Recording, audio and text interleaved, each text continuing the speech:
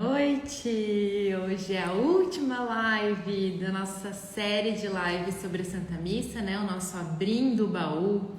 A gente teve por aqui o Guilherme Freire, tivemos a Valesca, a Rebeca, a Deia na sexta-feira e hoje o nosso convidado super especial é o Michel, para a gente falar um pouco sobre liturgia, né? O Michel, ele é super especialista em liturgia, ele tem uma série de livros sobre a liturgia e hoje ele vai conversar um pouco com a gente sobre a Santa Missa como sendo a antecipação da liturgia celeste. Então vocês já podem ir separando aí as perguntas de vocês, né, a respeito da liturgia. Eu sei que tem bastante dúvida em relação à liturgia. E hoje a gente encerra as vendas, né, da Jornada de Adão à Ressurreição, que é o nosso curso da Santa Missa.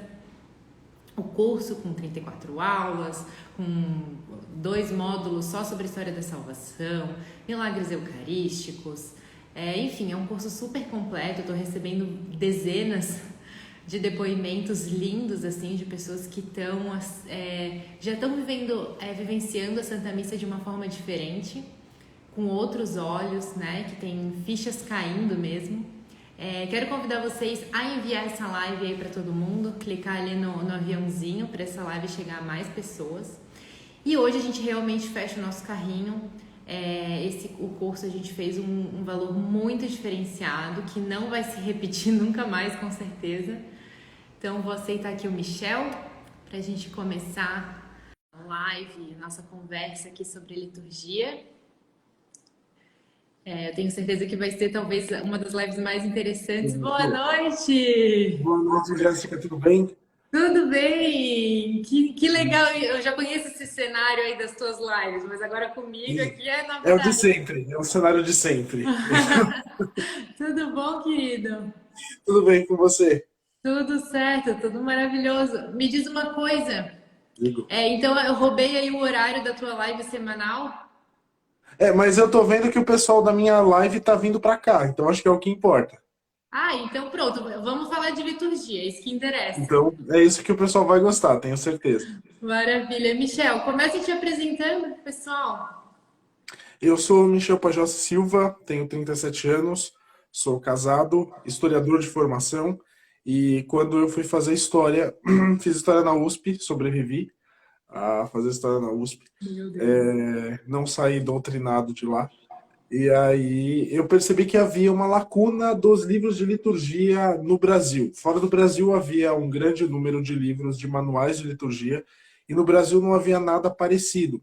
E era a época aí do pontificado, finzinho do pontificado de São João Paulo II, comecinho do pontificado de Bento XVI, era uma época muito propícia para a liturgia.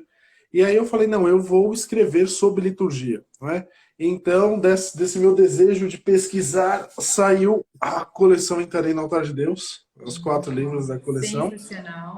Então, eu acho que eu sou o único autor no mundo que conseguiu falar sobre todo o rito novo. Então, eu tenho 3 livros só dedicados ao rito novo. Então, é uma coisa que ninguém no mundo todo conseguiu fazer. Consegui fazer aqui no Brasil.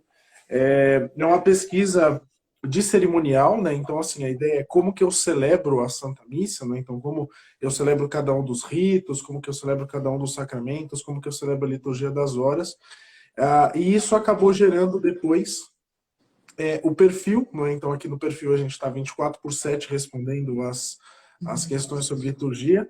E a escola de liturgia, que leva o meu nome, né? Então, a escola Michel Pagiossi de liturgia, que a gente está preparando a abertura da 5ª turma aí da escola de liturgia, então devagar as coisas têm caminhado. Eu sou cavaleiro de Nossa Senhora e provincial da Milícia de Santa Maria para o Brasil, né? Então acho que esse é mais ou menos. Sou casado, pai do Bernardo, da Maria Tereza, casado com uma Jéssica também. Ah, que nome lindo! Nossa, mas então realmente, eu já sabia já conhecia o currículo do Michel, mas agora eu fiquei ainda mais impressionada. Parece que tudo que a gente encontra sobre a liturgia é sempre assim, coisas querendo destruir a liturgia, né?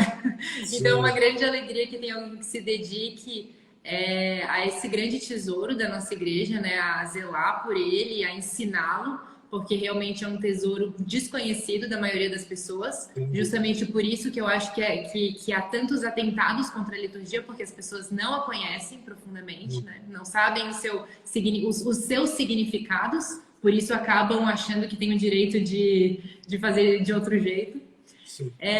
Mas antes de começar, a pergunta que eu acredito que é uma boa pergunta para a gente abrir aqui a nossa conversa é o que é, né? O que é a liturgia? É uma pergunta que, assim, eu posso dar uma resposta muito tranquila e que ninguém vai entender nada, né? Então, em relação ao que é liturgia. Porque se a gente resume, aí a gente chega a essa questão de, vamos resumir, chegar a uma conclusão sintética do que é a liturgia. Então, vamos lá. Sinteticamente falando, a liturgia é o culto público dado a Deus pela igreja. Então, isso é a liturgia, basicamente falando. Só que toda a definição, ela é, por obrigação, divisível em pedaços, para que a gente possa compreender o que cada uma dessas coisas quer dizer. Não é? Então, por exemplo, quando eu falo que liturgia, a liturgia ela vem da palavra, duas palavras gregas, não é? Então, que é a palavra trabalho e a palavra povo, né? Então, que gera a palavra leiturgia em grego. E a gente não sabe quando que a palavra liturgia passou do uso civil para o uso religioso. Então, na Grécia Antiga, a liturgia ela era tudo que estava associado com o serviço público. Então, por exemplo, se você estava em Atenas, e lá em Atenas você tinha que servir o exército durante um tempo. Isso era liturgia. Então, porque você estava fazendo um bem para o outro, né? Você estava servindo o outro nesse caso. Se você estava, por exemplo, Atenas tinha os banquetes para os fundadores da cidade, não é? Se você dava esse banquete, você estava fazendo uma liturgia. Se você construiu um templo, você era um liturgo, né? Então, porque você estava contribuindo para o bem dos outros, né? Nesse caso, na cidade. E a gente imagina que em algum momento, quando a Bíblia foi traduzida lá na Alexandria, né, então hoje a cidade do Cairo, no Egito, do hebraico para o grego, os sábios, né, os 70 sábios, traduziram então essa ideia do culto dado a Deus com o nome liturgia. E aí nós, cristãos, acabamos adaptando o termo, né, transformamos o termo do grego para português e veio liturgia. A liturgia é culto, né, num primeiro momento, porque nós temos Deus como o foco da liturgia. O foco da liturgia primário não é o homem. O foco da liturgia primário é Deus. Né?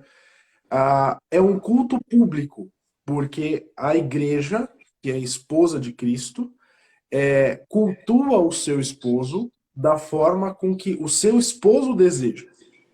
Então, da mesma forma que a igreja nos diz no que nós devemos crer, a igreja nos diz na forma com que nós devemos celebrar.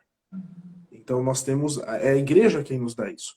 Então, é um culto público que tem um foco, que é dado a Deus, pela igreja. O termo igreja aqui, ele pode significar muita coisa. Num termo mais amplo, a gente pode dizer que são todos os batizados. Né? Então, todos nós, sendo batizados, participamos do sacerdócio comum de Cristo. Né? Então, todos nós somos sacerdotes, profetas e reis.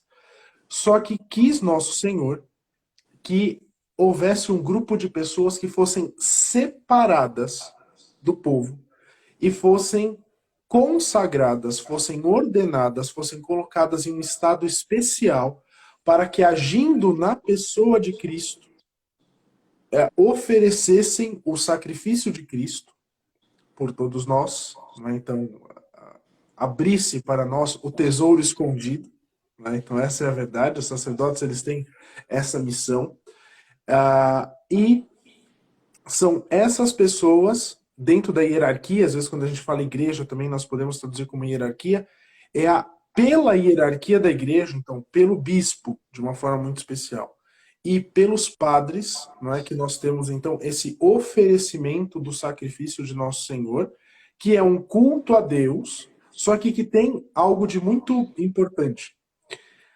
A missa, o Calvário, é um fato histórico. Então ele aconteceu lá no dia 25 de março do ano 33 depois de Cristo. Só que Deus Nosso Senhor não quis que o Calvário permanecesse lá. Tá, só Ele um quis pouquinho. 25 de março, não sabia? 25 de março. É uma. Os antigos cronistas contavam que foi no dia 25 de março, que não por coincidência, né, mas foi o mesmo dia que o mundo foi Anunciação. criado. E anunciação, Isso. né? Isso. Então, no dia 25 de março, a Anunciação, o dia da criação do mundo e o dia da redenção, né, segundo os cronistas antigos. Né? Então, eles colocam essa data como sendo a data provável da Páscoa. Nossa. É aniversário da minha filha mais nova também, da A minha Marianita. faz um mês depois, faz dia 25 de abril, dia de São Nossa, que Marcos. interessante. E é o dia, e E dia 25 também é dia de São Dimas, que é o dia 25 ladrão de março? bom. Ah, bacana, faz sentido. Faz sentido, é verdade. Ah, então, tá Uau! explicando. Ah lá, Ah! pronto, resolvemos o problema. Faz todo sentido agora, né? Então é dia Claro, é o 25 de dia que ele março que entrou no aconteceu a céu, redenção. né? Exatamente, faz todo sentido, né? É, e Deus Nosso Senhor não quis deixar a redenção estática. Não, vou deixar. Ele poderia ter feito, mas ele não quis. Ele quis que os méritos da cruz, fossem derramados sobre todas as pessoas de todos os tempos, do passado ao término dos tempos, a parousia, pela liturgia. Então, quando o sacerdote celebra a Santa Missa, ele celebra como a pessoa de Cristo. É o mesmo sacrifício, é o mesmo instrumento, é o mesmo sacerdote que o faz, porque é o próprio Cristo, porque o sacerdote ele é feito para oferecer o mesmo sacrifício de Cristo. E esse sacrifício de Cristo, ele é feito, sim, com toda certeza, para adorar a Deus, para pedir a Deus, para agradecer a Deus, para reparar a Deus, mas de uma forma muito especial, o sacrifício de Cristo, ele merece para nós. Então, o fim secundário da liturgia é a nossa santificação. Então, nós nos santificamos pela Santa Missa. Como dizem os santos, se não me engano, São Francisco de Sales diz isso. Mais vale assistir uma missa bem durante a sua vida do que mandar celebrar centenas delas depois da morte.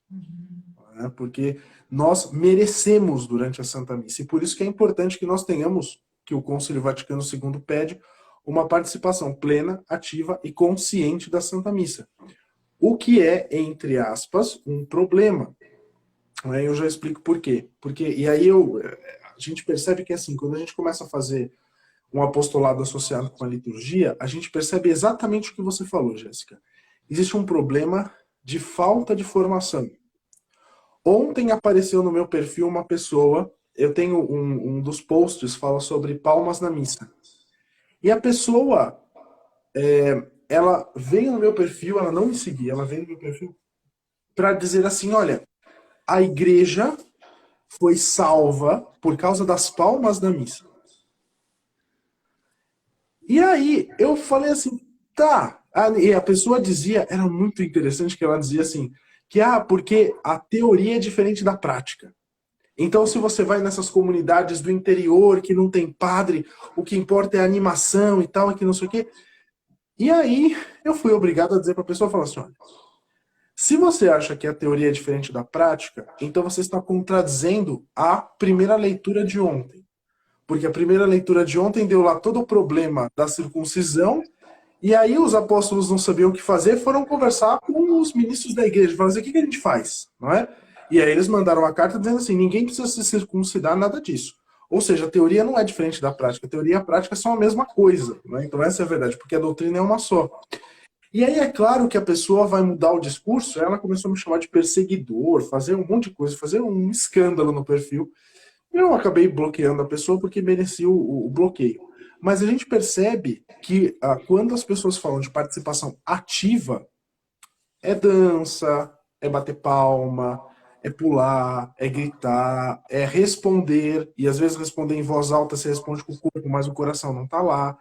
Então, assim, é um problema muito sério, sabe? Essa questão da participação ativa. Por isso que é necessário o problema de base, não é? Então, que é a questão da E formação. assim, Michel, não são pessoas com má intenção, entende? De Isso que forma é, nenhuma. sempre são pessoas bem intencionadas, né? A pessoa que quer levar a bateria para tocar na missa, ela Uhum. tem uma boa intenção, ela realmente acha, não, os jovens vão adorar, né? A gente vai agradar com essa música, com essa. Só que se a gente for ver a médio e longo prazo, as pessoas que continuam indo à missa, elas acabam desviando totalmente o foco, né? Isso é muito facilmente observável, assim. Eu não sei se tu chegou a ver o nosso documentário, depois assiste. A Não, gente ainda lançou um não. Preciso documentário assistir. sobre a Santa Missa e eu conto assim um pouquinho do meu processo de conversão, que foi pela renovação carismática. Eu e muitos, né, viemos da Sim, renovação sim. carismática. E assim, a minha primeira conversão, meu primeiro encontro foi numa missa carismática, assim, lotada de abusos litúrgicos, sabe? Então, ou seja, hoje eu consigo perceber isso. Na época, toda aquela atmosfera sentimentalista me tocou, mas eu fui buscar, eu fui para águas mais profundas, eu fui entender que aquilo ali não é necessário, que o sacrifício de Jesus Cristo é muito mais profundo, é muito mais, né, do que a música que toca o coração, que faz chorar, né? Só que a boa parte das pessoas fica ali caçando a lágrima, né? Caçando um coração que arde, só que o coração não arde sempre. Ele É esfria, verdade. né? E aí o que mantém a nossa fé é a razão, é a doutrina bem assentada, é o conhecimento, é tudo isso. E isso às vezes as pessoas não conseguem chegar lá. Então fica esse entre sai, entre sai, entre sai, ou esses E elas católicos que ficam pelo realmente. caminho, né, Jéssica? Elas acabam Oi? ficando pelo caminho. Exatamente, é a semente que cai pelo caminho e os passarinhos Exato. vêm e comem, né? É justamente, não tem uma terra fecunda para graça, né? Então, não tô, a gente sabe, né, que essas pessoas elas têm boa intenção, mas de boa intenção, né? A gente precisa ter a intenção certa, né? A intenção Exato. é honestidade. Eu acho que esse é o principal. Honestidade intelectual. O que a igreja diz? Quem sabe mais? Quem é a Exato. autoridade, né? Às vezes a gente tem que obedecer sem concordar mesmo, para depois entender. Mas, Jéssica, você sabe que, por exemplo, as pessoas elas não entendem o que é autoridade? Porque, veja, existe. Eu falo isso, eu não sei se eu falei nisso, eu acho que eu falei isso num post da semana passada. Mas a ideia, e eu falei isso na última abertura da escola também, eu me lembro das lives da última abertura da escola, eu falava sobre isso. Eu falava que um dos problemas do católico, e geralmente às vezes é até do católico que está mais engajado e tudo nas pastorais, é que ele coloca a autoridade no lugar errado. Então, por exemplo, ele vai olhar a autoridade, é a opinião do fulano X, é a opinião do fulano Y, da senhorinha que está há 50 anos na igreja. Eles não estão de má intenção, mas não é lá que está a autoridade. A autoridade não se encontra lá. Então, quando nós vamos trabalhar com a liturgia pura, não é? Eu escrevi o livro e só depois eu soube aonde que o livro entrava dentro da doutrina da igreja. Os meus livros, eles são considerados livros de direito litúrgico, não é? Porque eu não sou advogado, né? Eu não sou jurista, eu não sou nada, eu sou professor de história. Mas o livro ele acaba entrando nessa área porque a gente trabalha com as leis, as rubricas puras, não é? Então essa é a questão. E quando a gente trabalha com rubrica, a gente percebe que existe alguém da qual emanam essas leis, não é? E essas leis emanam do Santo Padre, não é? Então emanam do Santo Padre. Eu vou dar só um exemplo, aproveitando que a gente está chegando aí em Pentecostes. Contam que em 1970, o Papa Paulo VI celebrava todos os dias, né? São Paulo VI celebrava a Santa Missa todos os dias. Ele estava na capela dos aposentos papais. Ele havia celebrado um belo domingo de Pentecostes com todos os fiéis. Isso assim que o Missal Novo foi promulgado, né? O Missal Novo foi promulgado no primeiro domingo do Advento de 69. Então ele estava celebrando a primeira grande Semana Santa reformada e depois o primeiro Pentecostes e tal. E dizem que ele entrou na sacristia dos seus aposentos, não é? E ele viu que estava uma casula verde, não é? Colocada ali. E ele olhou pro secretário e falou assim, por que que tem uma casula verde aqui?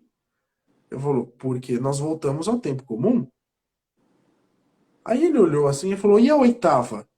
Ele falou, não tem mais oitava de Pentecostes, responderam para o Papa. Aí São Paulo VI perguntou, tá, mas quem fez isso? Aí, a santidade, foi o senhor que assinou o documento. E dizem que Paulo VI chorou nesse momento, porque faltava uma oitava de Pentecostes. Né? Eu ainda acho que ainda falta uma oitava de Pentecostes, eu concordo com Paulo VI. Mas o problema é, Paulo VI obedeceu às suas próprias normas que ele não concordava. Então, se um Papa Santo obedeceu a uma norma que ele achava que era uma norma que talvez não fosse tão perfeita, Ele obedeceu ao imagina a Papa. gente. Exatamente. Imagina a gente. Perfeito, não? E assim, ó, é uma chave, sabe? É uma chave que precisa virar para o católico. A gente precisa aprender a se submeter àquilo que a gente não concorda, porque não é que a gente pode até não concordar no coração, mas a gente tem que saber assim, eu não concordo porque eu ainda não entendo. Exato. É isso. Se tem alguma coisa que eu não concordo, o problema não está na igreja. O problema está em mim, que ainda não tive maturidade para conseguir compreender os motivos, as razões, né? Sim. Mas assim, é incrível. Nesse meu processo de conversão, que eu era protestante, né?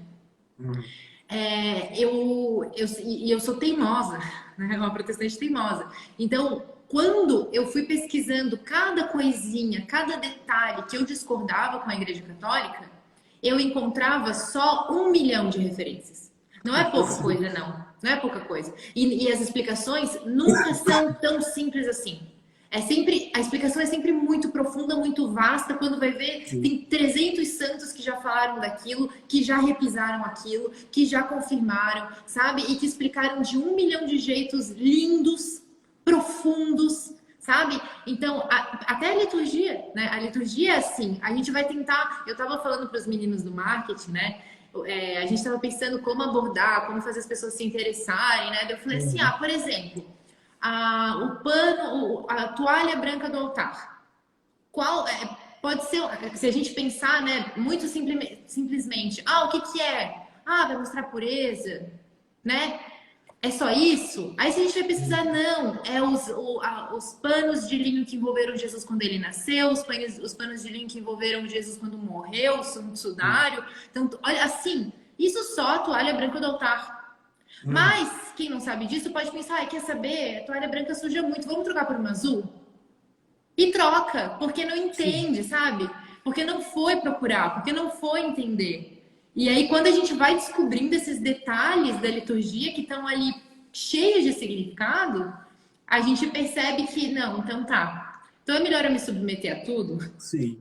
Para não errar, para não correr risco, né? E assim, é algo que, em determinado momento, eu acho que isso talvez seja o mais importante. Quando a gente se dá a honestidade intelectual de procurar a verdade, em determinado momento a chave vira. Né? E o virar da chave é um negócio que depois não tem volta. Eu acho que isso é o mais importante. Então o pessoal pergunta para mim lá, eles falam assim, mas de onde vem essa questão de você conhecer sobre a liturgia e tal, que não sei o quê? Eu falei, meu filho, o negócio é mais ou menos assim. Já chegou no momento onde, sabe o Neo do Matrix? Então você entrava lá, plugava na cabeça do Neo, aí vinha toda aquela tela verde com as coisas assim. Eu sou mais ou menos assim, só que as telas que descem são vermelhas assim, sabe? Das rubricas são todas vermelhas, é mais ou menos isso que desce. Mas isso vira na cabeça de todo mundo. Quando a gente percebe que o sacrifício de Cristo é o mesmo sacrifício oferecido pelo Padre no altar, a gente percebe que não vai ser qualquer música que a gente vai cantar. A gente percebe que a gente não vai cantar do domingo depois de Pentecostes até Cristo Rei, deixa a luz do céu entrar como canto de entrada. É porque o pessoal gosta de fazer pastoral do mínimo esforço. Né? Eu falo sobre isso, pastoral do mínimo esforço. Porque é a verdade. Não é? Por que as pessoas fazem pastoral do mínimo esforço? Porque elas não entenderam o sacrifício de Cristo no altar. Mas não dá para entender. Não dá. Se a gente tivesse 1000 vidas que a gente estudasse, a gente não seria capaz de compreender o sacrifício de Cristo. Só que existe algo, o padre Paulo Ricardo, ele falava sobre isso na homilia de ontem, né? Então ele falava assim, olha, primeiro Deus nos dá o Antigo Testamento, depois Deus nos dá o Novo Testamento. Então primeiro vem as leis, depois vem o amor. Também pela liturgia é assim. Primeiro quando a gente entra na liturgia que a gente não entende nada, a gente fala, meu Deus, mas por quê? Aí a gente vê um monte de norma. Quando a gente entra nas normas, a chave vira e não volta mais. Porque a gente percebe que assim, a liturgia ela é um grande quadro, ela é um grande diadema, né? Que ela foi feita para ter um único diamante incrustado, que é a Eucaristia. E a Eucaristia só cabe naquele diadema, não cabe de outra forma. Então não importa o que você acha que sirva para a liturgia. A igreja é muito mais sábia do que nós e já disse, o diadema é assim. Não adianta você querer fazer isso, querer fazer aquilo outro. Eu já estou te dando o diadema pronto, basta que você encaixe a Eucaristia lá. E, inclusive, os fiéis vão poder participar o quê? Da Santa Missa. Inclusive, os documentos são muito claros em dizer os fiéis têm direito de participar da Santa Missa como pede a igreja. Então, os documentos têm isso de uma forma muito clara. E eu gosto muito, quando eu vou fazer palestra, tem um texto que eu trago que diz assim, olha, se eu não me engano é da Sacrosanto Concílio número 8, que ela diz, pela liturgia da terra, os fiéis já pregustam a liturgia celeste. Legal. Então, é literalmente como se diante de nós se abrisse um portal de realidades que a gente não compreende. E que nós estamos diante dessa realidade que é absolutamente incompreensível para nós, porque nós não vemos o que acontece, como diz o hino de São Tomás de Aquino, né? Então, assim, a visão, a audição, o tato, em ti falham, mas não o ouvido, porque o ouvir eu creio. Né? Então eu creio nisso. Então, naquele momento onde nós vemos o padre que se debruça sobre aquele pão, sobre aquele vinho, e fala, isso é o meu corpo, isso é o meu sangue, nós não vemos, mas nós temos o nosso anjo da guarda adorando a Nosso Senhor no altar, nós temos os anjos do céu adorando, e todo altar tem um anjo. Todo altar tem um anjo. O tradicional da igreja dizer que todo altar dedicado possui um anjo. Então, o anjo daquele altar está adorando o Nosso Senhor naquele momento, e nós não vemos essa realidade. Não é? Então, por isso que às vezes o pessoal fala, esses dias o pessoal veio falar sobre a questão das sacolinhas, não é? Na caixinha. E aí o pessoal insiste que o ofertório é ofertório material. E eu bato na tecla dizendo assim, não. E se você tem sacolinha na sua paróquia, a sacolinha tem que passar e ir para onde ela passar Cristi ou para a secretaria, sabe-se lá para onde foi, não pode ficar presente diante do altar.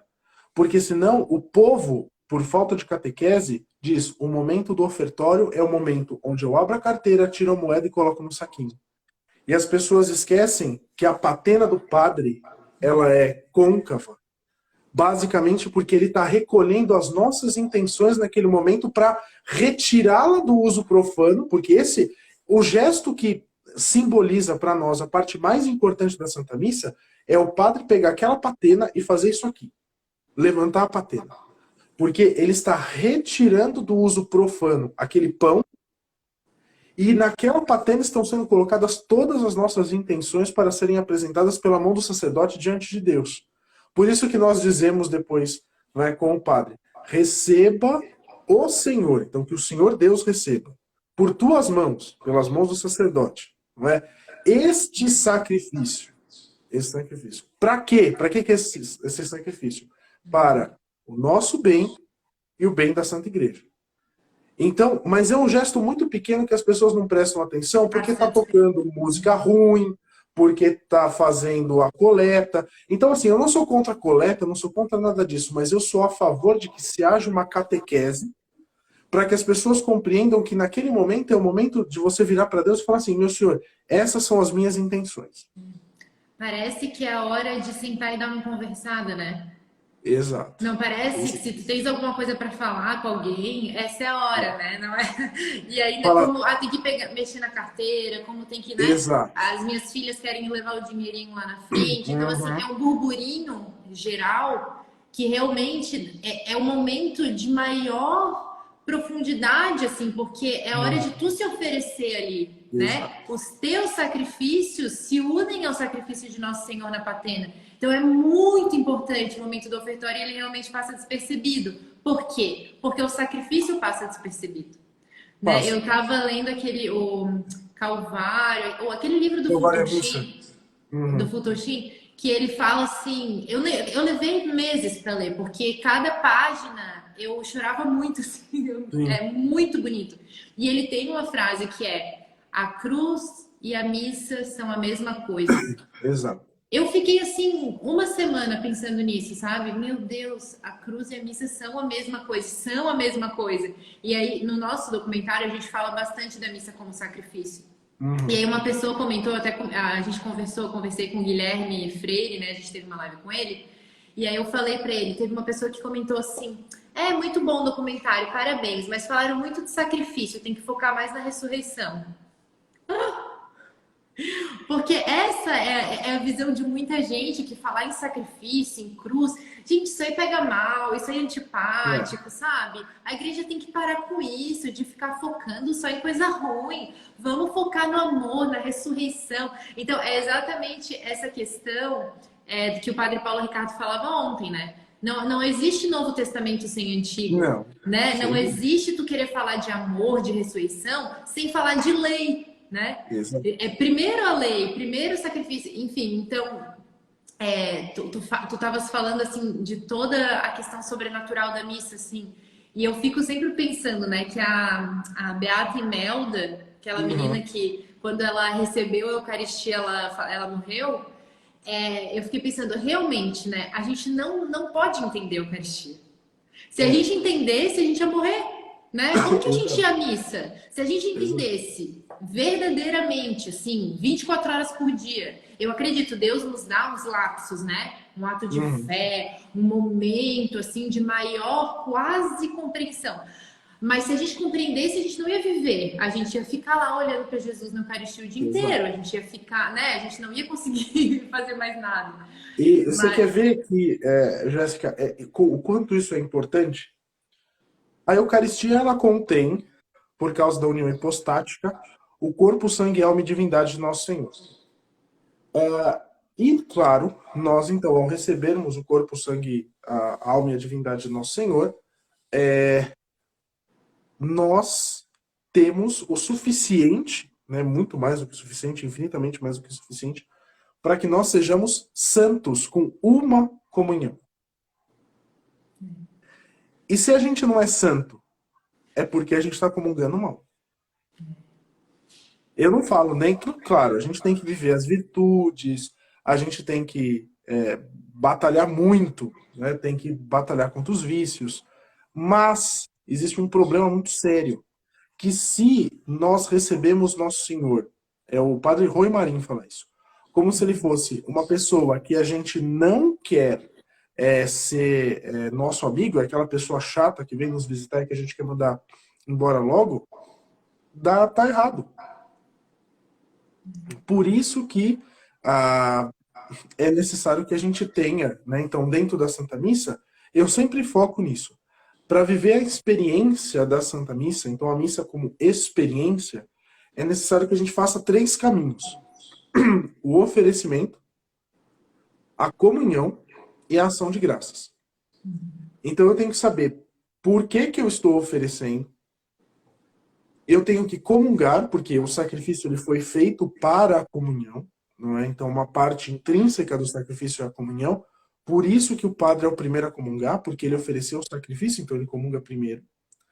E a ação de graças, não é? E a ação de graças, não importa o que seja, a gente tem que se forçar a fazer pelo menos 15 minutos de ação de graças, não é? Então, depois que a gente recebeu a comunhão. Eu sei que tem muita gente, porque assim, o pessoal acaba ficando na questão do do acidente da Eucaristia, não é? Então falar, vai deglutir em 15 minutos, não vai, e gerou uma treta aí há um tempo atrás, porque o padre Paulo Ricardo havia falado disso. E aí até perfis que eu gosto muito entraram na treta de um lado que eu não gosto muito, da ideia de dizer, porque não é bem assim, veja lá e tal. Mas, pessoal, não interessa. O interessa é que a gente tem que parar e fazer ação de graças. O que o padre Paulo Ricardo falava ontem é a mesma coisa que a gente repete hoje aqui.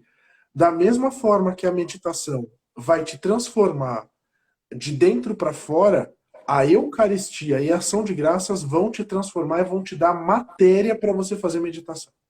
Você vai ressoar a Eucaristia durante a semana.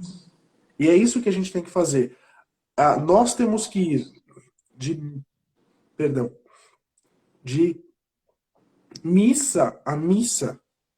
A cada missa é o momento de comungar, ação de graças, e até a outra missa nós temos que fazer preparação para a próxima comunhão, para que quando chegar a próxima comunhão nós possamos comungar, tirar muitos frutos, e depois disso nós nos prepararmos para outra comunhão até que nós possamos participar da missa eterna que é o céu, a Jerusalém Celeste, a cidade de 12 portas, da qual dizia a leitura de ontem, né? Então, há uma cidade de 12 portas com 10...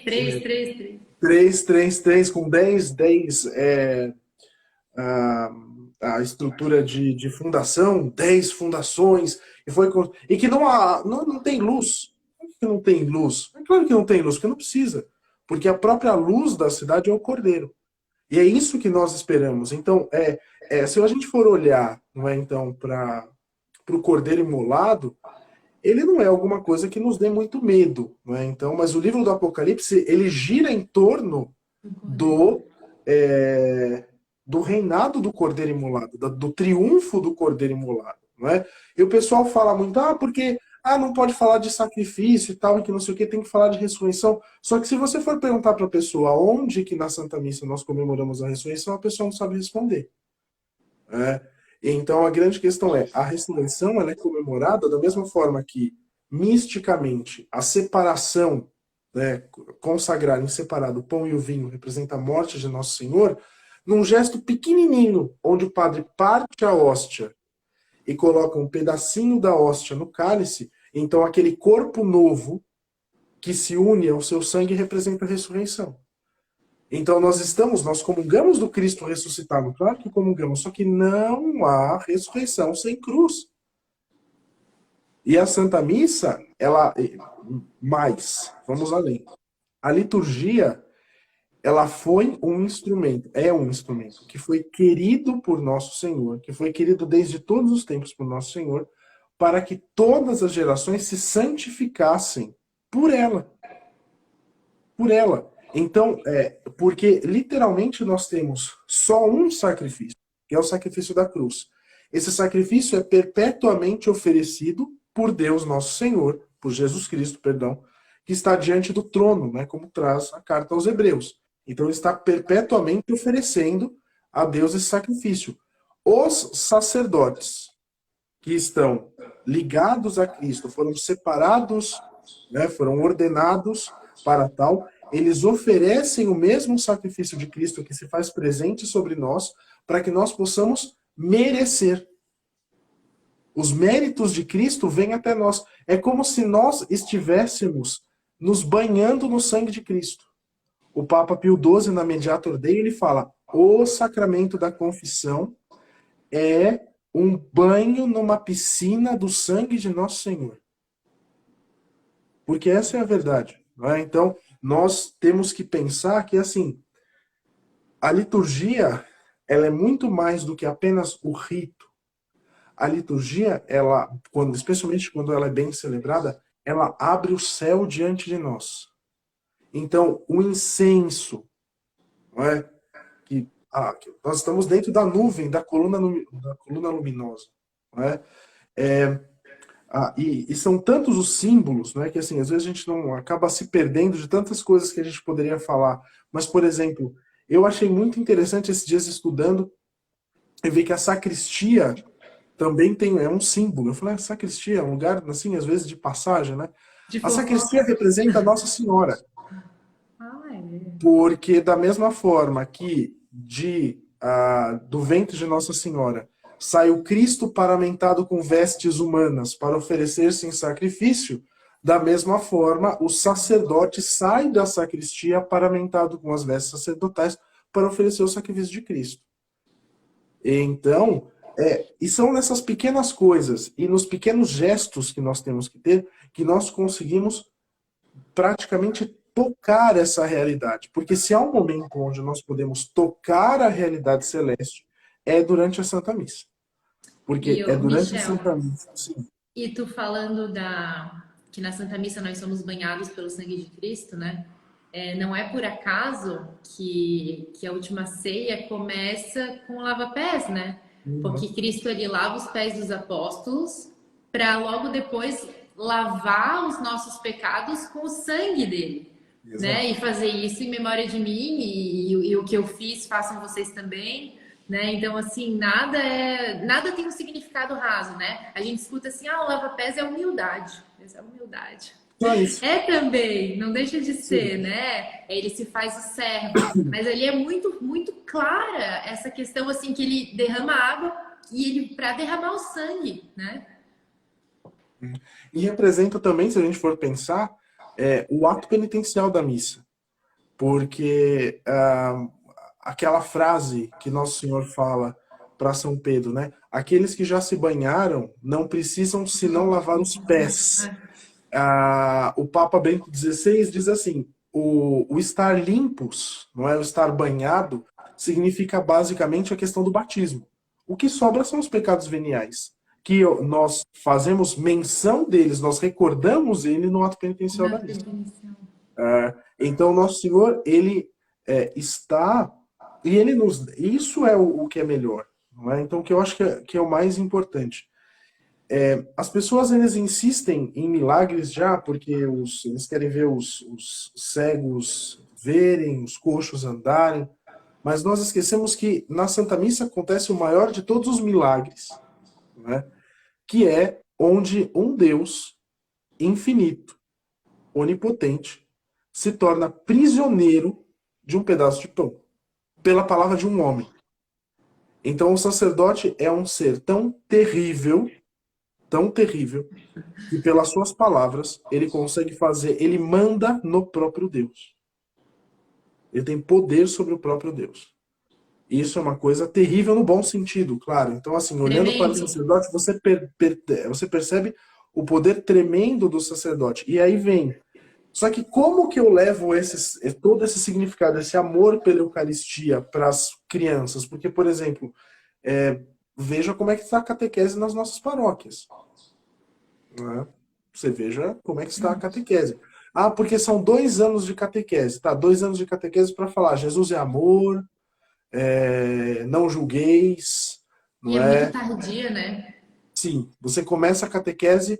Na verdade, assim, a catequese ela é basicamente o que os pais fazem. Eu sou professor e eu vejo isso na escola. Os pais querem que a escola eduque os filhos, da mesma forma que os pais querem que a educação religiosa seja dada pela igreja. E não é obrigação da igreja dar formação religiosa para os filhos, porque quem prometeu fazer isso foram os pais no momento do casamento, lá diante do padre. Não é a igreja que é obrigada a fazer isso. E aí você vai para essas catequeses, você escuta esse tipo de coisa e não funciona. Não é? Então, assim, a pessoa vai sair de lá e não vai voltar mais. Não é? Então, assim, vai acontecer. Porque é tudo raso. Não é? As pessoas estão lá de boa vontade, mas é raso. E aí cabe a nós começarmos um processo desde cedo de catequese com os filhos em casa. Porque senão o negócio não funciona. Tá aqui, não sei se o Rafael tá aí ainda, mas eu vi que o Diário de um Casal Católico entrou. Você tá aí, Rafa? Manda um joinha. Que eu vejo o que o Rafa faz com os filhos dele aqui também. Então, assim, nós procuramos ir em uma missa que seja bem celebrada, que tenha boa música, que tenha reverência, porque os nossos filhos... Qual missa que vocês vão? Nós frequentamos a Ordem Terceira do Carmo daqui de São Paulo. não é? Você é de São Paulo, não é, Jéssica, também? Mais Não, eu aqui. sou, na Não? verdade, eu sou de Florianópolis, Olha mas eu só. moro há um ano em Curitiba. Ah, entendi. E vai vir para cá para fazer a Quarta-feira eu Expo tô aí. Católica. Tá, bacana. E nós frequentamos então a Ordem Terceira do Carmo daqui de São Paulo. Frei Marcelo Aquino, que celebra lá, então ele é o capelão dos terceiros. E assim, é um negócio fora do comum, assim. Então ela é outro nível, assim, a celebração. E nós levamos os pequenos lá exatamente por causa disso. Então, para que eles possam perceber que existe uma sacralidade. Então, é necessário você perceber que existe uma sacralidade e que essa sacralidade vai fazer parte da nossa vida.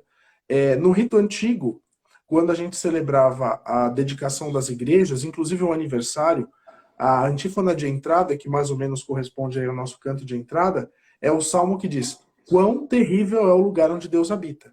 Porque é a verdade, não é? Então, porque nós temos que entender que aquele lugar terrível que Deus habita é a nossa casa. E nós vamos lá para encontrarmos com Ele na nossa casa. Eu Ele é, lembro, sim, eu lembro quando a gente se mudou aqui para Curitiba, que a primeira vez que eu fui na catedral aqui de Curitiba, a minha sensação, a minha vontade na hora que eu entrei dentro da igreja, não era nem horário de missa, eu fui só fazer uma adoração, assim, era tirar os sapatos, sabe? tá. Aquela Uhum. coisa assim, esse solo é santo. Todo templo devia ser assim, né? E ainda Sim. mais durante a Santa Missa, a celebração. Mas é cada vez mais difícil de encontrar, assim. Eu acho que há uma geração nova de padres que estão caminhando com um zelo litúrgico maior, não é? E na verdade Já não foi é pior. já. Eu acho que as pessoas elas poderiam, por exemplo, porque meu padre isso, porque meu padre aquilo, mas a pergunta é, o que seu padre aprendeu no seminário? É, Então, o meu pároco, meu antigo pároco, ele dizia assim, no seminário, então assim, ele pegou a época pós-reforma. Então, assim, eles tiraram todos os santos do seminário, aprenderam a cantar o hino da Nicarágua, porque estava tendo revolução comunista na Nicarágua. Né? meu Deus. Isso eu falo do seminário da Arquidiocese de São Paulo, né? Que era o maior seminário do Brasil na época. Então, quando você tem uma preocupação terra a terra, aquilo que é celeste fica de lado. Né? Materialista, né? Exato. Então, só que aí qual que é aquela questão? Muitos padres acabaram percebendo e acabaram mudando sua postura, e hoje a situação é bem melhor do que há 10, 15 anos atrás, né? Às vezes 20 anos atrás. Eu tenho 37 anos, não sou tão velho assim, mas eu andava por toda a cidade de São Paulo, e em São Paulo tinha umas coisas cabeludas há um tempo atrás, mas agora a situação está muito melhor. E tende a melhorar. Eu acho que assim, o pontificado de Bento XVI ele foi muito, muito marcante nisso. Né? Então, Bento XVI ele buscou que a hermenêutica da continuidade, ou seja, a percepção de que a Santa Missa ela está organicamente ligada a toda a tradição da igreja, tudo é algo muito importante. E aí agora a gente tem uns excessos, né? Uns excessos de pano, inclusive, que às vezes é muito pano e pouco homilia, muito pano e pouco manejo com a liturgia, mas que vai passar. Eu acho que a gente não vai demorar, nós vamos chegar a um bom balanço de tudo isso, mas é um trabalho de formiguinha, que as coisas vão indo devagar e que a gente tem que, e eu acho que já isso é o mais importante. O primeiro brinquedo que a Maria Teresa ganhou foi o o jogo de Nossa Senhora, da Catholic Kids, da Vemola. Ah, é? Que legal. E, e foi talvez esse momento, foi um padrinho dela que deu, e aí foi o momento onde talvez tenha caído a ficha, que a gente fala, se a família não é santa, não vai ter mais santas vocações. A gente tem que santificar a família. A família tem que gerar vocações. E essas vocações que vão ser santas vocações vão ser as vocações que vão atrair de volta as pessoas para a igreja com liturgias bem celebradas, homilias bem pregadas e tudo mais. Porque é um processo grande, é um processo que talvez a gente não veja acontecer, mas que a gente tem que A começar. gente vai ver, a gente vai Eu ver. espero espero ver. Eu espero ver. Naquele curso maravilhoso do Padre Paulo Ricardo Uhum. sobre marxismo cultural, né? Sim, Que ele fala uma coisa que me caiu a ficha, né? Se a gente para pensar, nenhum modernistinha, né? Nenhum revolucionário entra no seminário. Não. Eles entram, é sempre assim, o menino que é mais dedicado a Deus, que tem uma fé, que é mais certinho, que é mais. Ele, quando entra no seminário, é sempre assim. Né? Nunca é assim, peraí que eu vou revolucionar, né? Que eu vou. Uhul. Não, justamente assim, é nos seminários que a magia, digamos assim, acontece, Uhum. né? É uma tristeza mesmo. Então, a gente precisa muito orar pelos sacerdotes, né? Muito. Porque são homens que entregaram a vida, né? Que entregaram a vida. A gente vê assim, por que o sacerdote usa o preto? Porque é o luto pro mundo, de quem morreu pro Morreu. mundo. Mas tu vê que hoje os sacerdotes não usam mais o preto, né? Porque eles não morreram pro mundo, Eu acho assim. que Então, também é importante, Jéssica, tem apostolados, né, que rezam pela conversão dos sacerdotes. Ninguém reza pela conversão do sacerdote. São apostolados que se dizem tradicionais e que rezam pela conversão dos sacerdotes. Meu filho, você reza pela sua conversão, porque é mais fácil você ir para o inferno do que o padre, né? Então reze pela sua conversão, né? Nós rezamos pela santificação do clero. Então nós temos que todos os dias, de uma forma bem especial, às sextas-feiras, as primeiras sextas-feiras do mês, de uma forma muito especial, rezarmos pela santificação do clero. Porque eu conheço um padre novo, religioso, que está apanhando de tudo quanto é lado por causa de problemas com o bispo, que encrencou com ele e tudo mais. E assim, é uma situação que a gente percebe que ele está certo e que ele está sendo perseguido, basicamente falando. E aí você vai são falar o quê vários, para a tá? São pessoa? vários. São São vários. Você vários vai falar o casos. quê? Rezar. Não tem outra coisa. Né? Você vai dar o ombro se a pessoa precisar chorar, mas você vai rezar pela pessoa. Porque o sacerdote, ele vai apanhar. Se ele é um bom sacerdote, ele vai apanhar. Né? Então Deus vai fazer o santo a partir da porrada. Padre Paulo também falou isso essa semana. Se estamos agradando o mundo, estamos traindo a Deus. Exato, no Estamos dia de traindo sábado, né, se Jesus. não me engano, ele falou isso. Então, é a verdade. E nós somos assim. Nós temos que pensar que, não, porque nós temos tantos mil seguidores e tal. Pessoal, o seguidor é extremamente importante, mas o trabalho que a gente faz é outra coisa. O atrás das câmeras é outra coisa. Não é? Então, tanto que a gente apanha é outra história. Não é que ninguém precisa ficar sabendo, mas é outra história. Não é? Então, é complicado, assim, mas a grande questão não importa a Jéssica, eu, o Guilherme, a Deia, todo mundo que passou por aqui. Gente, ninguém está querendo para agradar o mundo, de verdade. Né? Então, não é a nossa missão agradar o mundo. Se fosse para agradar o mundo, eu estava ganhando muito, muito, muito dinheiro. E não tô, não é? Então, essa é a verdade. A gente está aqui apanhando, lutando todos os dias, mas é porque a luta é de todos os dias. Não é? E onde que a gente vai encontrar conforto? Na Eucaristia. Não existe outro conforto. Né? O conforto que nós encontramos na luta do dia a dia é na Eucaristia. É o que a Jéssica falou. É um momento onde, no ofertório, a gente está falando, Senhor, tá pesada a cruz. Eu vou fazer o quê? Tá pesado? Não é? Toma, eu tô sofrendo isso, isso, isso. Olha, essa pessoa me fez isso, me fez aquilo. Não é? Toma, tá aqui, toma para o Senhor. Não é mais meu. Esse sacrifício é do Senhor, que sirva de alguma coisa. Não é que seja feita em mim aquilo que falta, não é, ao sacrifício de Cristo na cruz. Não é? E aí nós temos que nos unir, e nisso tem um livro muito bom, chamado A Missa e a Vida Interior, de Dom Bernardo de Vasconcelos, que a Cultura editou há um tempo atrás. Eu escrevi o prefácio do livro. É um livro fantástico. Você vai sair moído do livro. Moído, moído. Dom Bernardo de Vasconcelos vai te bater com todas as mãos. Assim, as que ele tem e as que ele não tem. E Dom Bernardo de Vasconcelos, só para fazer um comentário, ele era um monge beneditino que, entre outras coisas, na época pré-conciliar, ele advogava, por exemplo, pela comunhão na mão. Então ele falava que os fiéis deveriam receber a comunhão na mão e tudo. E hoje tem muita gente que tem um certo problema com a comunhão na mão e tudo, né? Eu mesmo acabo evitando comungar na mão, mas que a compreensão que ele tinha da Eucaristia é um negócio tão grande, e a pureza que ele tinha é um negócio tão grande, que eu acho que com ele tudo bem comungar na mão, sabe? Assim, é que eu acho que quando eu olho para mim é outra coisa.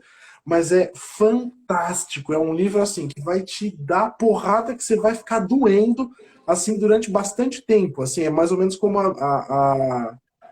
o Calvário e a Missa do Fulton Sheen. Mas é um livro fantástico, fantástico mesmo. Eu preguei um retiro no começo do ano para uma comunidade monástica no interior de Goiás. E eu utilizei esse livro como base, assim. Então, assim, ele dá porrada em todo mundo, mas é basicamente para que a gente possa aprender que aquilo é tão divino, o mistério é tão grande que, ainda que nós vivêssemos em adoração o tempo todo, nós não compreenderíamos a totalidade, né, daquele mistério que nós estamos celebrando na Santa Missa. Mas assim, se a gente. É aquela coisa, né? Que o Scott Hahn fala. Sério mesmo que aquela missa que eu vou aqui no meu bairro, com aquelas músicas, com aquela gente de Havaianas e bermuda, com aquelas crianças correndo e chorando, aquilo ali é o céu na terra? É, É realmente, quando a gente, no nosso dia a dia, assim, né, é muito difícil, né, a gente conseguir chegar nessa contemplação. Ainda mais se a gente não tem uma formação.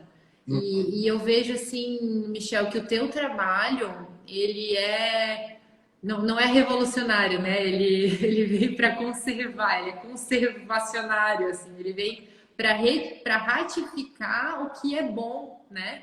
O que a gente precisa conhecer, saudades daquilo que não vivi, né? uhum, Então, a gente falou muito essa semana, assim, da questão de que a gente quer entregar para os nossos filhos uma sim, coisa que a gente não recebeu, né? Um exato. tesouro que a gente não recebeu, uma tradição que a gente não viveu. Então, isso exige um esforço pessoal, né?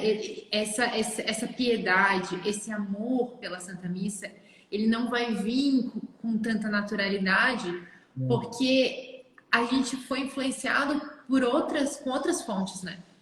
Então, primeiro, para a gente sair da nossa lama, né? Da nossa criação, da nossa má criação, talvez assim, espiritual, a gente precisa se mexer, né? Então a gente tem que ir lá, a gente tem que comprar o livro do Michel, a gente tem que comprar o curso da Jéssica, a gente tem que, né? Não adianta também só comprar o livro do Michel, tem que abrir o livro do Michel, ler, Uhum, né? Tem que comprar o curso, tem que assistir às aulas. Então assim, a gente precisa investir na nossa formação espiritual. é verdade. E porque não vem com força do pensamento, pelo contrário, né? A tendência, a vida espiritual é aquela escada rolante ao contrário, né? Se a gente É, fica parado, a gente nós desce. Não retrocedemos. adianta. O mínimo que a gente tem que estar fazendo é caminhar, né? Então, tudo isso exige um esforço, realmente, gente. É uma luta contra o mundo, contra a carne, contra o demônio, contra, né? Ainda mais no mundo que a gente está, a gente precisa se mexer, a gente precisa arregaçar as mangas, a gente precisa ir para cima, porque não é só a nossa alma, né, que está em jogo, é dos nossos filhos, é a nossa responsabilidade, né, de formar essas almas para Deus o mais cedo possível, né, não deixar lá esperar para catequese, não esperar para outra, não delegar para outra pessoa essa função. E a gente vê assim como eu falei tudo isso da dificuldade porque eu sei que quem tá vendo fala assim: ah, mas meus filhos nem ficam parados, eu nem sei que missa que eu fui, que já acabou, que eu só tava correndo atrás de criança, né? Às vezes a gente realmente. Esse é o sacrifício que a gente vai ter que oferecer lá na É, patena, né? É o de não é. ter conseguido prestar atenção em nada, é o de sinto muito, senhor, isso é o que eu consigo entregar. A criança chorou, eu tive que sair, eu tive que mostrar as imagens da. Né? Eu tive que e é isso, e Deus conhece a nossa circunstância, né? E de alguma forma, Ele mesmo nessa missa difícil, barulhenta, ali está o sacrifício, né?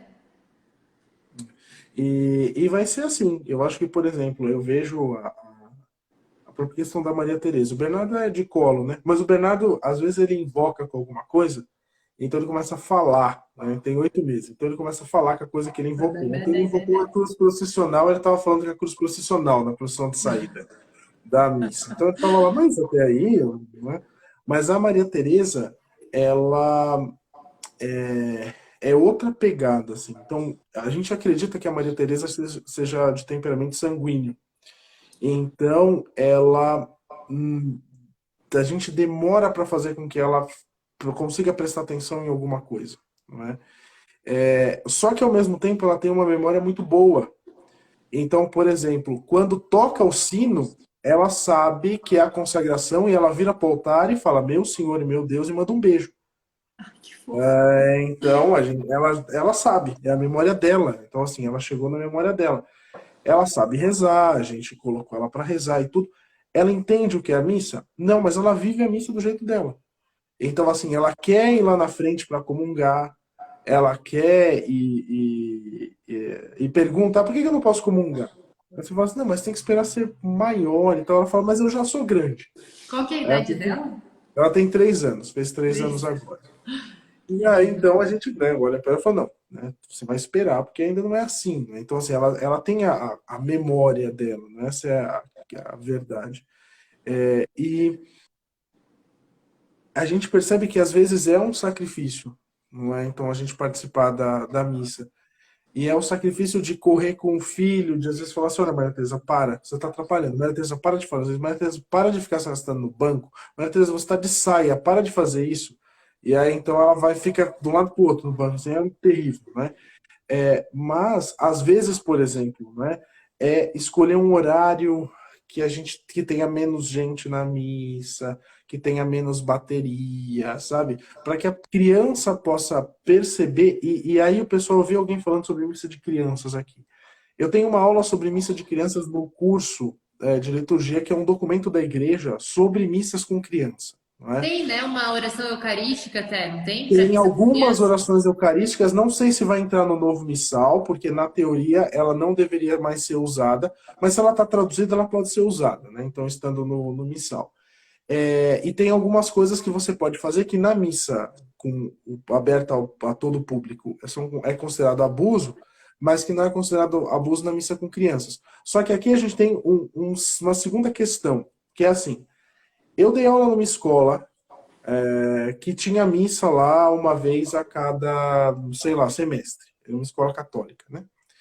E aí a missa era a leitura feita pelos alunos, ninguém ficava quieto, procissão das oferendas com todo tipo de coisa, o padre sem casula, não é? Música ruim, e depois, sempre era assim.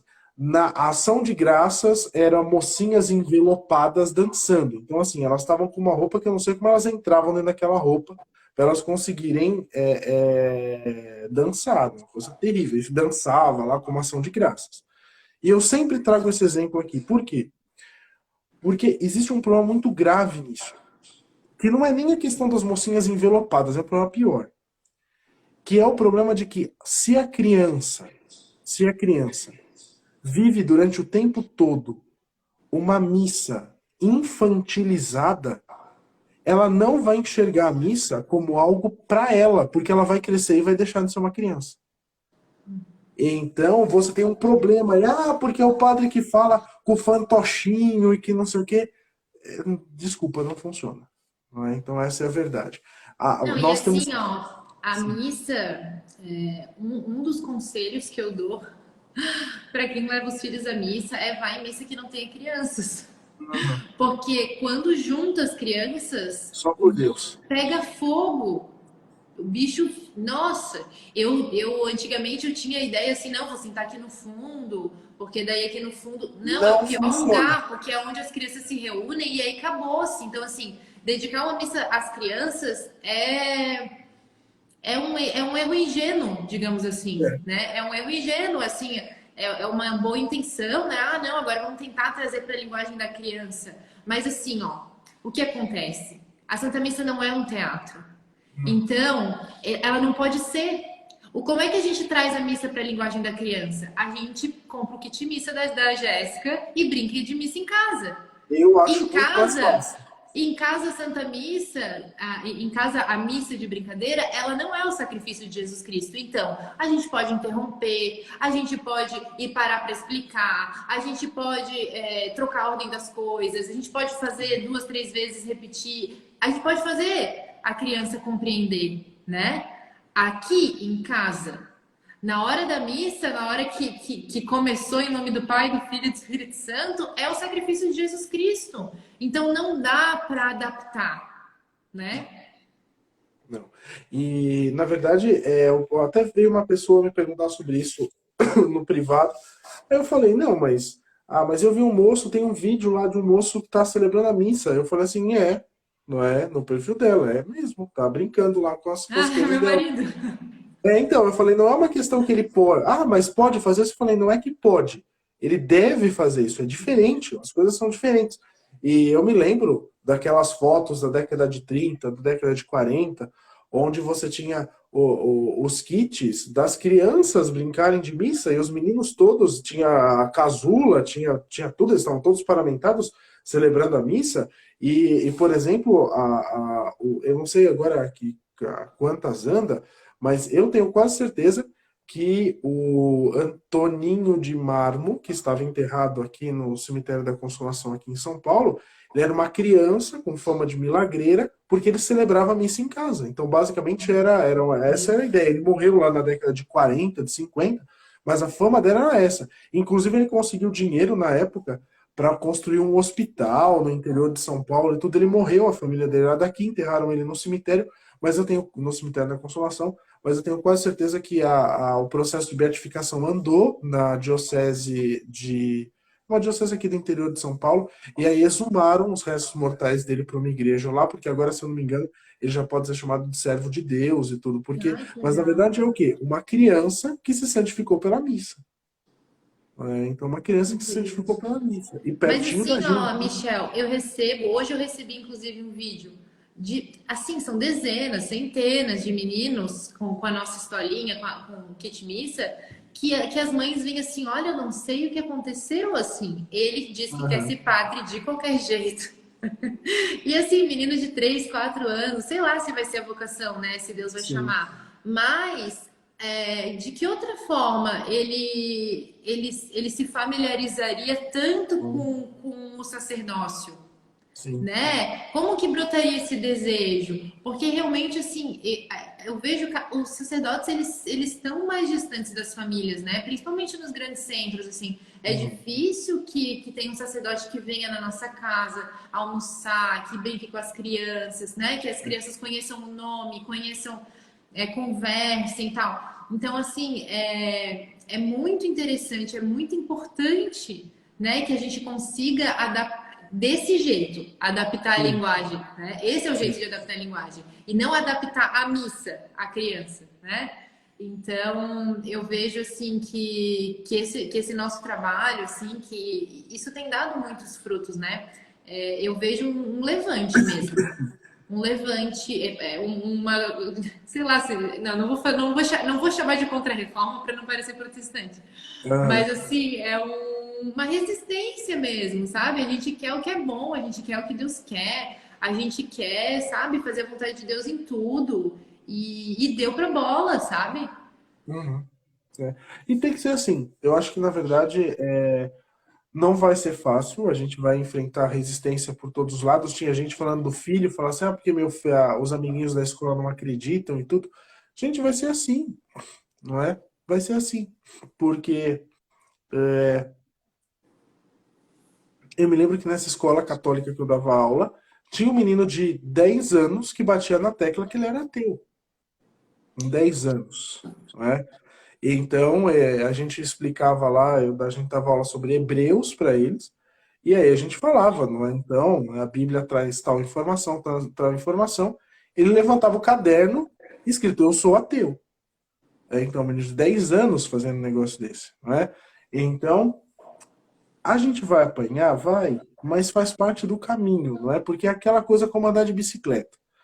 Andar de bicicleta, a não ser que você seja a Virgem Maria, que tem o seu ponto de equilíbrio certinho, que se colocarem Nossa Senhora em cima da bicicleta, ela vai saber pedalar e não vai cair, a gente vai cair, a gente vai se machucar, a gente vai ralar o joelho, não é? E realmente, não é? Então, desculpem a pieguice, mas é o que diz aquela música, mais vale o coração ralado, o joelho ralado que o coração partido, não é? Porque é piegas, mas é verdade, não é? Então, assim, Mas é nessas porradas que a gente vai guardar aquilo que serve para nossa vida. E a gente vai ter história para contar. A gente vai falar assim, olha, o meu filho comprou o kit, eu dei pro meu filho está fazendo isso, isso, isso, isso, são coisas que eu não imaginava que a gente faria.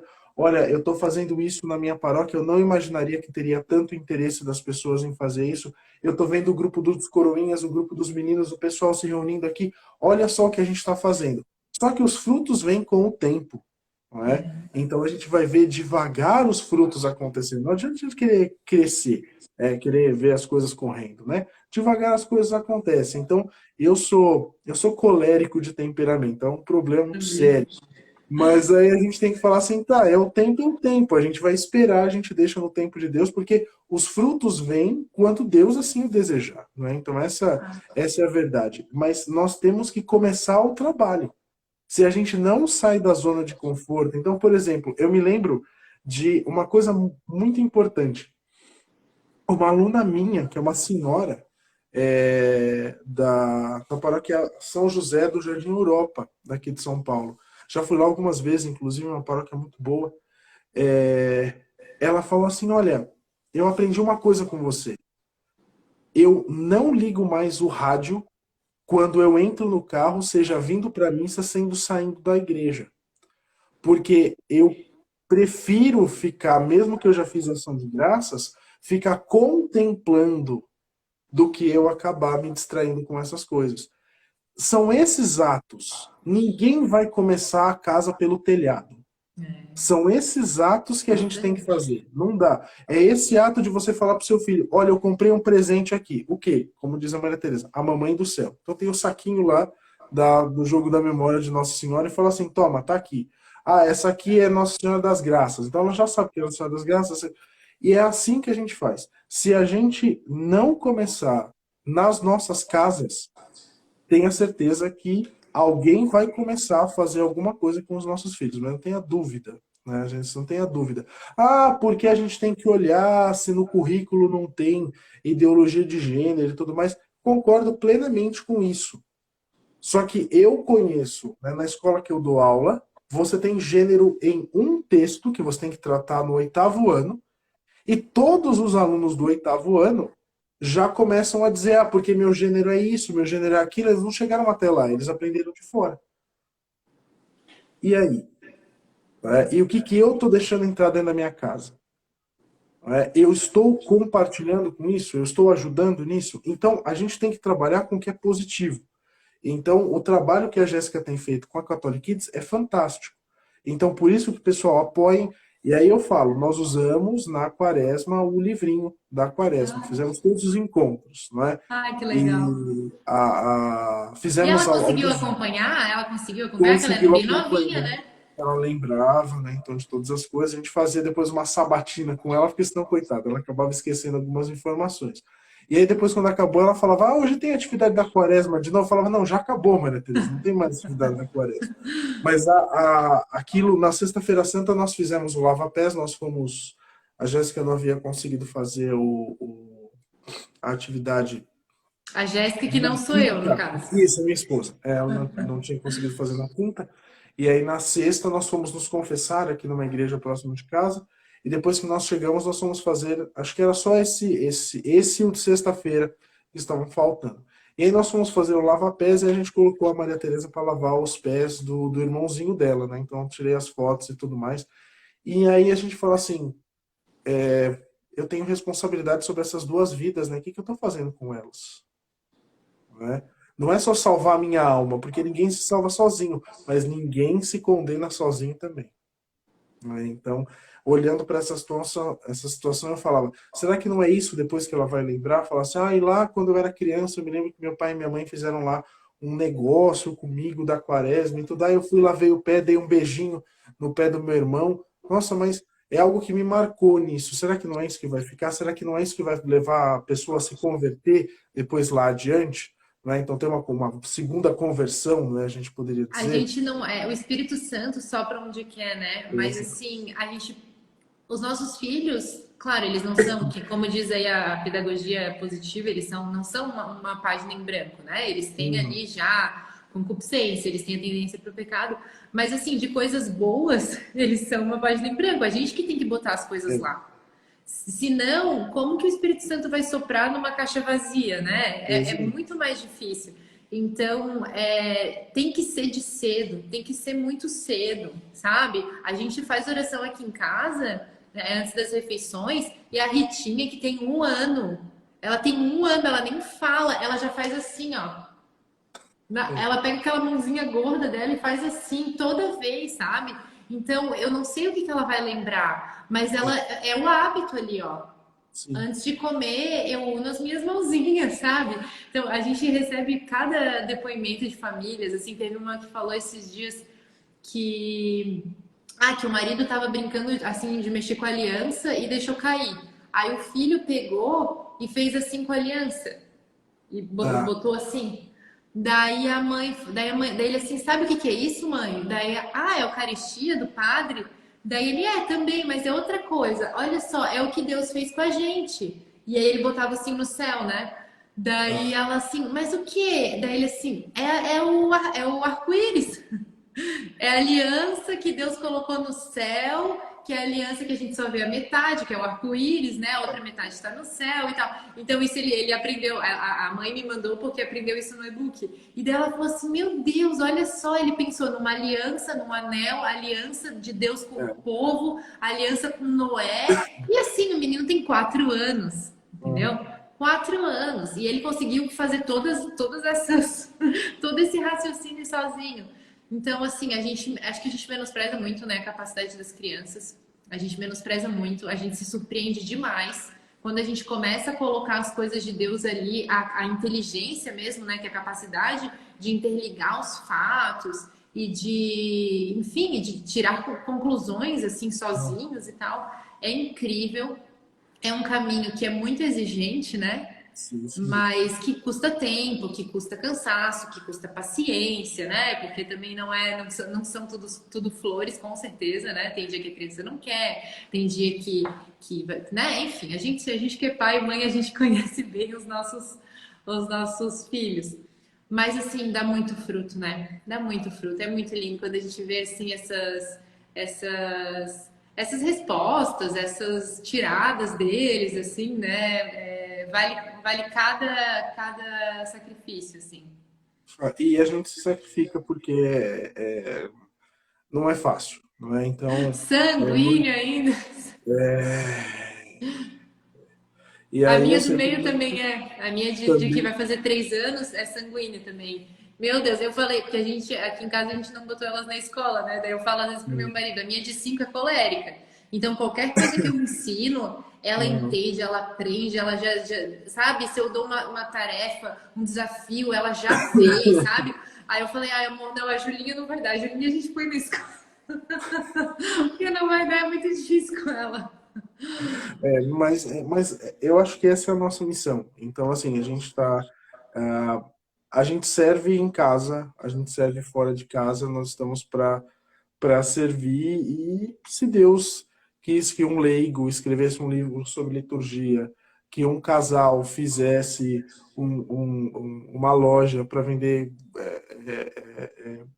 brinquedos católicos, não é? Foi Deus Nosso Senhor que assim o desejou. A gente não está fazendo essas coisas porque a gente quer. Eu acho que assim, eu mesmo, às vezes eu olho para os livros e falo assim, mas eu? Por que eu? Não, mas tem tanta gente mais capacitada que eu e não teve um sacerdote que se propôs a fazer o que eu fiz. Não sou eu que fiz. Eu vou fazer o quê? Escrevi os livros numa mesa, né, numa casa no extremo da Zona Leste de São Paulo, né? E saiu, não é? Então, mas se a gente faz o que há de nosso melhor, com toda certeza Deus há de nos recompensar e que isso seja para nós, que a Santa Missa seja um momento de encontro, não é? De familiaridade com aquele que é totalmente o outro, não é? Mas que também que é a alma da nossa alma, não é? Então, o nosso esposo verdadeiro, não é? Então, o Padre Paulo Ricardo fala que a gente não tem que, ele falava isso na homilia de ontem, né? Que a gente não tem que romancear isso, né? Porque se a gente não vive os 10 mandamentos, a gente tem que parar de falar que é o esposo da nossa alma, porque a gente anda meio saidinho pulando a cerca, né? Então, fazendo coisa errada. Mas a ideia é que nós devemos nos deixar tocar por Cristo nosso Senhor na missa. E nós só podemos nos deixar tocar verdadeiramente se, nós temos as disposições anteriores, né? Então nós temos preparação e tudo mais, mas que também, de certa forma, nós vivamos uma liturgia bem celebrada. Quanto melhor celebrada a Santa Missa, e aí nesse caso eu não estou dizendo de afetação, de pano, eu estou dizendo de celebração. Não é? Então tem uma frase de São José Maria que diz assim, viste-me celebrar em um altar grosseiro e tudo mais, e ficastes encantado, não é? Porque é isso. Não é? Então é isso. A Santa Missa é o céu na terra. E se nós queremos ver um milagre todos os dias, basta que nós nos dirijamos a uma igreja e escutemos o padre falar, isto é o meu corpo, isto é o meu sangue, porque pelas mãos ungidas de um homem, o próprio Deus vem à terra para nos salvar e se faz prisioneiro de um pedaço de pão para nossa salvação. E nós temos que levar esse amor à Eucaristia, esse amor à Santa Missa a todos, porque ninguém se salva sozinho e ninguém se condena sozinho. Então, se eu digo que eu amo a Deus e eu não amo meu irmão e eu não quero que ele se salve, eu tenho um problema muito sério no que eu estou fazendo. Muito sério. Então, é nosso dever de formiguinha começarmos aquele trabalho de transformação. Mas é o trabalho que Deus não está falando que, não. Eu falava esses dias na live, eu falava assim, Deus não veio salvar a humanidade. Você pode escrever que eu sou herege nos comentários. Aí alguém colocou herege. Não, brincadeira. Aí eu falei, eu explico por quê. Deus não veio salvar a humanidade. Humanidade é coisa de revolucionário da Revolução Francesa. Que fala, porque todos os homens, porque a humanidade, a fraternidade. Não. Deus, nosso Senhor, veio salvar a Jéssica, veio salvar o Michel, veio salvar a Maria Teresa, veio salvar todos os homens em particular. Em particular. Então Deus, nosso Senhor, conhece as nossas misérias, conhece as nossas fraquezas, conhece do barro da qual nós somos feitos. E é durante a Santa Missa, onde nós estamos diante do faldistório de Deus, que nós estamos diante do trono de Deus, que nós vamos colocar a nossa miséria diante dele e falar, Senhor, se não sois vós, eu não sou nada. E se eu não sou santo ainda, faça-me santo, a não ser que, mesmo sendo por pauladas. Porque é assim que a gente tem que ser. E é na Eucaristia que nós vamos encontrar essa força, essa alegria e essa luz, não é, para que nós possamos ser santo e, se Deus quiser, grandes santos, santos de altar, santos que fazem milagre. Amém!